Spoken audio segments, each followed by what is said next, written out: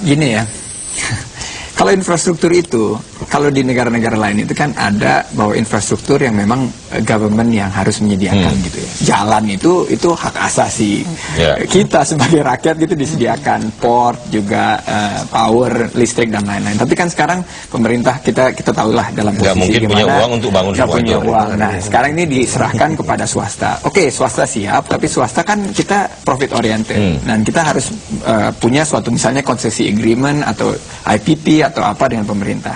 Nah, di sini kita lihat gitu, permasalahan yang tadi kawan saya Bung Wisnu tadi kemukakan mengenai kepastian hukum, mengenai ketersediaannya lahan, mengenai bagaimana caranya penghitungan tarif, itu jadi penting gitu. Nah, kalau kita jadi elemen-elemen tadi harus dijelaskan dari awal. Elemen-elemen karena gini, ini kan memindahkan public service obligations kepada corporate sector gitu.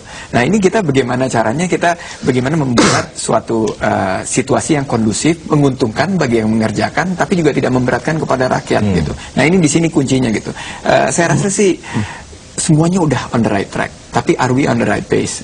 Kecepatan kita untuk mengarah kepada infrastruktur itu bisa atau enggak? Karena ini yang bottleneckingnya nih. Karena semua potensi daerah sekarang kita tahu sendiri, potensi daerah begitu besar, tapi nggak bisa dibangun karena apa?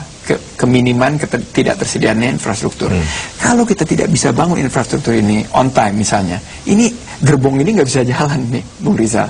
Nah ini buat saya tantangan besar. Ekonomi biaya tinggi, masalah labor, masalah lain-lain mungkin ya nomor 2, nomor 3. Masalah ketidakadaan infrastruktur ini merupakan saya rasa prioritas pertama 2008 dan 2009. Coba saya kembali ke